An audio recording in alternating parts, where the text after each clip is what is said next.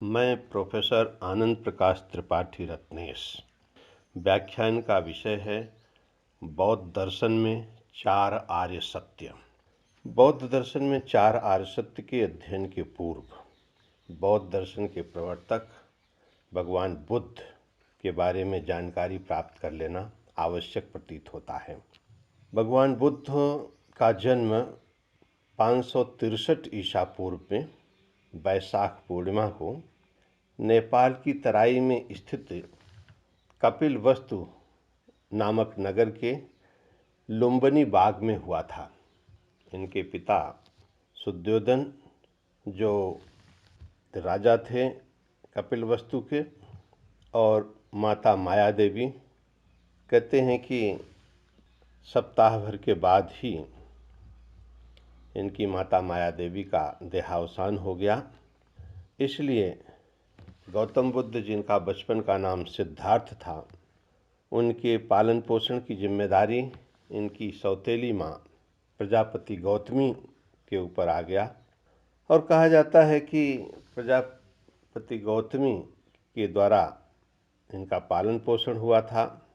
इस कारण से इनका जो पारिवारिक नाम गौतम हुआ। और 16 वर्ष की अवस्था में इनकी शादी यशोधरा से हुई।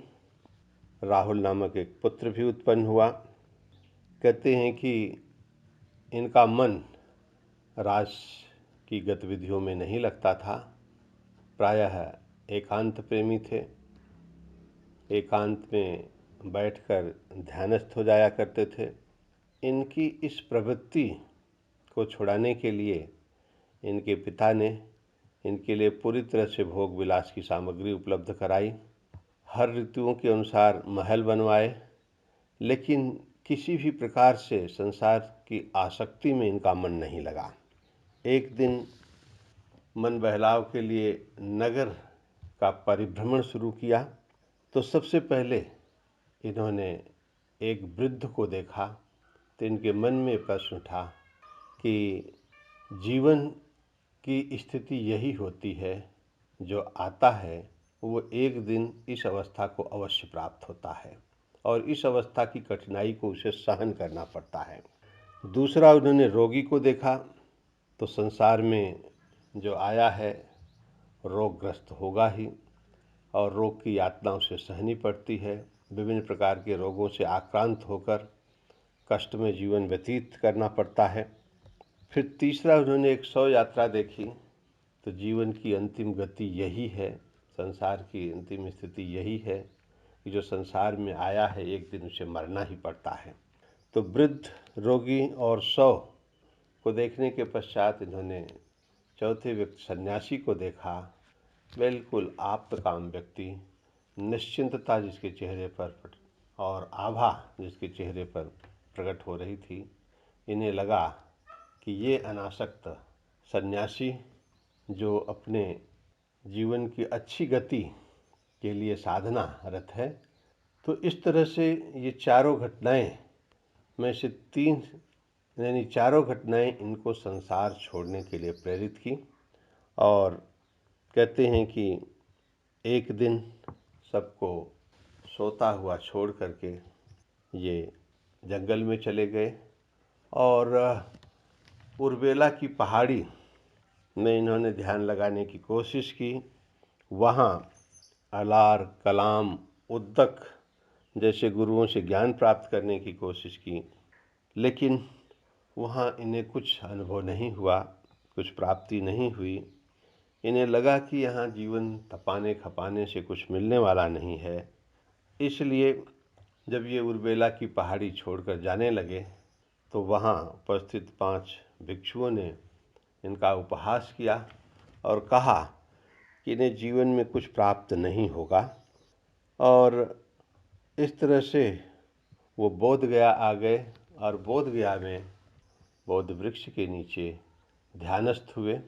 और कहते हैं कि 12 वर्ष के पश्चात जो है इनको बोधि प्राप्त हुई और ज्ञान प्राप्त हुआ, और इस तरह से गौतम बुद्ध बन गए। और वहाँ के पश्चात जब वो बोधगया से ऋषपत्तन सारनाथ आए। सारनाथ में इन्होंने उन 5 भिक्षुओं को जो उर्वेला की पहाड़ी में इनका उपहास किया था, सर्वप्रथम उनको उपदेश दिया। और ये जो पहला उपदेश था वो धर्म चक्र प्रवर्तन के नाम से प्रसिद्ध हुआ।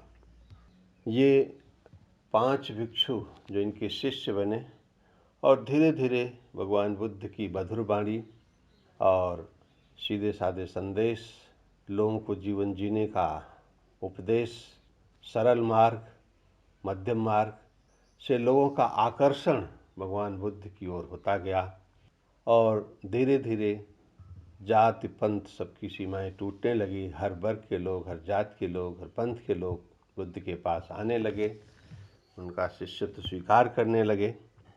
धीरे धीरे चारों तरफ ये गूंज होने लगी, बुद्धं शरणं गच्छामि, संघं शरणं गच्छामि, धम्मं शरणं गच्छामि। और इस तरह से चारों तरफ धर्म यात्रा करते हुए, लोगों को बोधि देते हुए, ज्ञान देते हुए, अपने उपदेश से सबका मार्ग प्रशस्त करते हुए कहते हैं कि 40 वर्ष तक ज्ञान प्राप्त करने के पश्चात 40 वर्ष तक अपने उपदेश, अमृतमय उपदेश से लोगों को त्राण देते हुए 483 ईसा पूर्व में कुशीनारा में देवलोक को प्राप्त हुए। और इस तरह से 563 ईसा पूर्व से जिनकी जीवन यात्रा शुरू हुई थी, 483 ईसा पूर्व में संपन्न हुई। 80 वर्ष के जीवन काल में उन्होंने एक नए धर्म, बौद्ध धर्म की स्थापना की। और इस धर्म का जो प्रमुख साहित्य मूलतः तो त्रिपिटक के रूप में जाना जाता है। सुत्त पिटक, अभिधम्म पिटक, विनय पिटक। कहते हैं कि सुत्त पिटक में बुद्धकालीन धर्म, समाज, सभ्यता, संस्कृति, इतिहास का पूरा विवरण मिलता है। और अभिधम्म पिटक में बौद्ध दर्शन के सिद्धांत सम्यक रूप से दृष्टिगोचर होते हैं। विनय पिटक में बुद्ध के आचार संबंधी सिद्धांत दृष्टिगोचर होते हैं।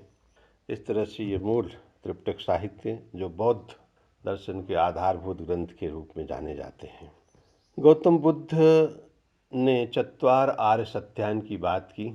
उनका जो पहला उपदेश निकला था 4 आर्य सत्य का, और वो 4 आर्य सत्य है दुख, दुख समुदय, दुख निरोध मार्ग। अर्थात ये संसार दुखों का घर है। पहला जो उनका आर्य सत्य है दुख, यानी ये संसार दुखों का घर है। अनेक प्रकार के दुख यहाँ दृष्टिगोचर होते हैं।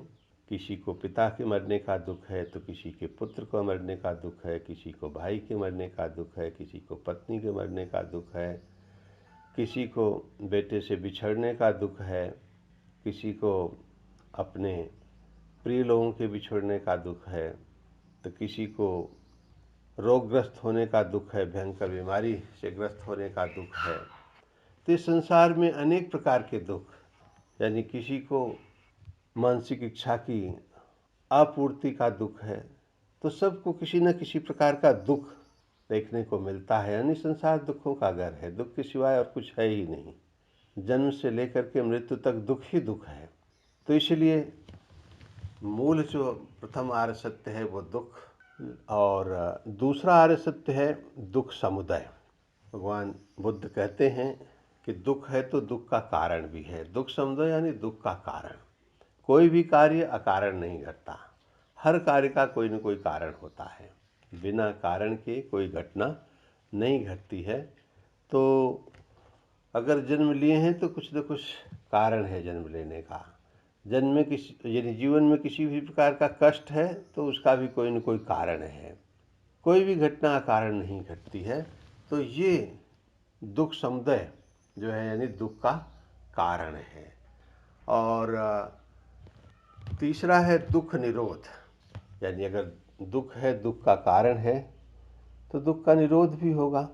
जैसे हम देखते हैं कि कोई रोगग्रस्त व्यक्ति डॉक्टर के पास जाता है, तो डॉक्टर जो है उसके पहले रोग के कारण को ढूंढते हैं, फिर रोग का कारण जब पता चल जाता है तो उस कारण का निवारण करते हैं, तो फिर रोग का निवारण अपने आप हो जाता है।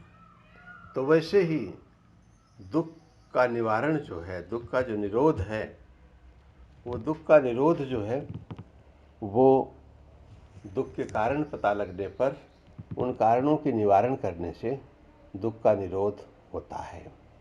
और अंतिम है दुख निरोध मार्ग। दुख है, दुख का कारण है, और दुख का निरोध है तो निरोध के मार्ग भी हैं, साधन।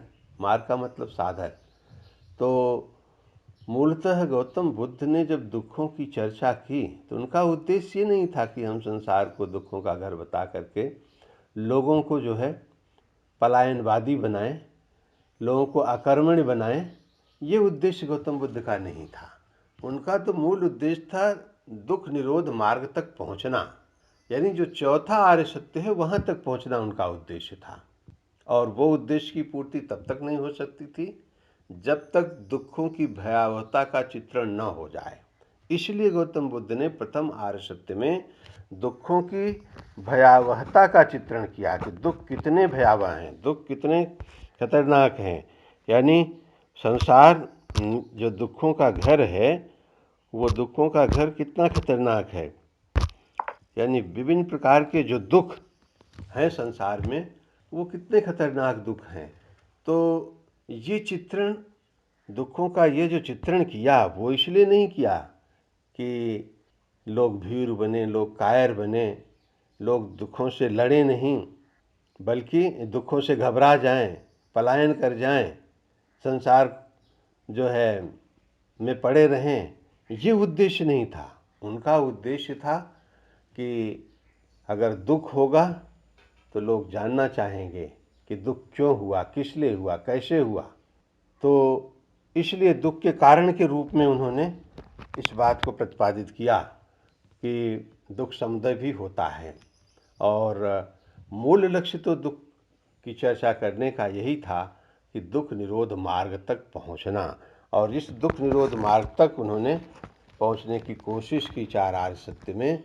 तो ये उनका अंतिम उद्देश्य था कि व्यक्ति जो है दुखों को इसलिए न समझे कि वो दुखों में पड़ा रहे, बल्कि दुखों को इसलिए समझे कि वो दुखों के निवारण का प्रयत्न करे। और दुखों के निवारण का प्रयत्न तभी होगा जब दुखों के कारण का पता लगेगा। तो इसलिए पहले आर्य सत्य में दुखों की भयावहता का चित्रण किया और दूसरे में दुखों के कारण का चित्रण किया। और ये जो दुख समुदय है, ये दार्शनिक शब्दावली में बौद्ध दर्शन के इसी को प्रतीत समुत्पाद कहते हैं। दुखों का कारण जो है, यानी कारण कार्य संबंधी सिद्धांत, इसी को प्रतीत समुत्पाद कहा गया है। और जो तीसरा दुख निरोध है, यानी जब सभी दुखों का निरोध हो जाता है, किसी भी प्रकार का दुख नहीं रह जाता है, तो व्यक्ति को निर्वाण की प्राप्ति होती है, मोक्ष की प्राप्ति होती है। मोक्ष जो है दुखों के आत्यंतिक अभाव की स्थिति है। तो ये जो दुख निरोध है, यही बौद्ध दर्शन में दुख से मुक्ति का मतलब है निर्वाण। दुख मुक्ति का मतलब निर्वाण है। निर्वाण का मतलब यानी सारे प्रकार के दुखों का दूर हो जाना, यानी शांत अवस्था, बिल्कुल शांत अवस्था। दिया का बुझ जाना, जैसे दिए के बुझ जाने से शांति की अवस्था प्राप्त होती है, वैसे निर्वाण जो है वो शांति की अवस्था है। और फिर अगर निर्वाण है यानी दुख निरोध है, तो उसका मार्ग भी होगा। तो दुख निरोध मार्ग, जिस पर विशेष रूप से बल दिया गया है बौद्ध दर्शन में, वो दुख निरोध मार्ग जो है वही है अष्टांग मार्ग। तो इस तरह से हम कह सकते हैं कि दुख तो दुखों की भयावहता है, दुखों की प्रचंडता है, उसका कारण यानी एक तरह से प्रतीत समुत्पाद, और दुख निरोध यानी निर्वाण, और दुख निरोध मार्ग यानी कि अष्टांग मार्ग। तो आगे के विभिन्न व्याख्यानों में इन पर एक एक पर व्याख्यान समाहित होंगे। तो कुल मिलाकर के ये कहा जा सकता है कि ये चार आर्य सत्य जो कि बौद्ध दर्शन के मूल सिद्धांत हैं, सब कुछ इसी में समाहित है। सारा का सारा सिद्धांत, सारा का सारा दर्शन, सारी की सारी वाणी जो है बौद्ध की, वो इन्हीं 4 आर्य सत्यों में समाहित है। इसीलिए आर्य यानी श्रेष्ठ, श्रेष्ठ सत्य है। अब इसके अलावा कुछ है ही नहीं। अगर आप देख लें तो सब कुछ इसमें समाहित है, इससे परे कुछ भी नहीं है। इसीलिए इसको आर्य सत्य कहा गया है कि अब इससे बढ़ कर के कुछ नहीं है। तो एक तरह से हम कह सकते हैं कि बौद्ध दर्शन की साधना 4 आर्य सत्यों की साधना है। बौद्ध दर्शन का निकष ये 4 आर्य सत्य हैं। इन 4 आर्य सत्यों के पारायण से व्यक्ति जो है संसार सागर से मुक्त होता है। धन्यवाद।